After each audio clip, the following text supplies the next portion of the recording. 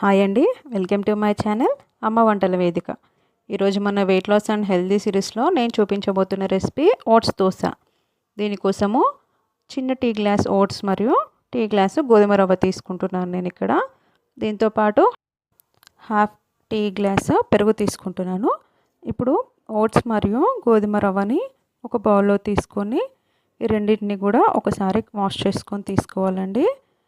తర్వాత దీనిలోనికి మనం పెరుగును యాడ్ చేసుకోవాలి.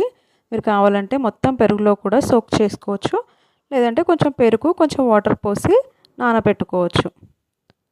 ఇలా 15 నిమిషాల పాటు ఒకసారి మొత్తం కలిపి 15 నిమిషాలు మూత పెట్టి పక్కన పెట్టుకోవాలి.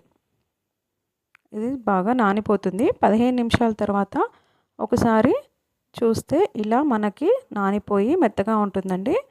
ఇప్పుడు దీనిని మిక్సీ జార్లోకి తీసుకొని మనం దోశ పిండి ఎలా అయితే రుబ్బుకుంటామో ఆ కన్సిస్టెన్సీలోనే ఇది కూడా మెత్తగా రుబ్బుకోవాలి. చూసారు కదా, ఈ వీడియోలో చూపించిన విధంగా రుబ్బుకోవాలి. తర్వాత దీనిని ఒక బౌల్లోకి ట్రాన్స్ఫర్ చేసుకొని చిటికెడు వంట సోడా వేసుకొని బాగా కలుపుకోవాలి. ఇప్పుడు స్టవ్ వెలిగించుకొని పాన్ పెట్టుకొని ఇందాక తీసుకున్న దోశ బ్యాటర్ ఉంది కదా, దాన్ని మనము దోశ ఎలా అయితే వేసుకుంటామో అలాగే పెనం మీద వేసుకొని రుద్దుకోవాలి. మీకు కావాలంటే దోశలో సాల్ట్ యాడ్ చేసుకోవచ్చండి. నేను ఇక్కడ సాల్ట్ యాడ్ చేయలేదు.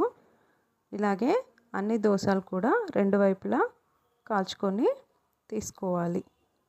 మీకు కావాలంటే ఈ దోశ పైన ఎగ్ కూడా వేసుకోవచ్చు. ఈ వీడియోలో చూపిస్తున్న విధంగా పొడి కానీ ఎగ్ కానీ ఏవైనా వేసుకోవచ్చు. ఇలా చేసి పెడితే ఓట్స్ తినని వాళ్ళు కూడా ఈ దోశ ఇష్టంగా తింటారు. చూసారు కదా, మన ఇన్స్టంట్ ఓట్స్ హెల్దీ రెసిపీ. ఒకసారి మీరు ట్రై చేసి చూడండి.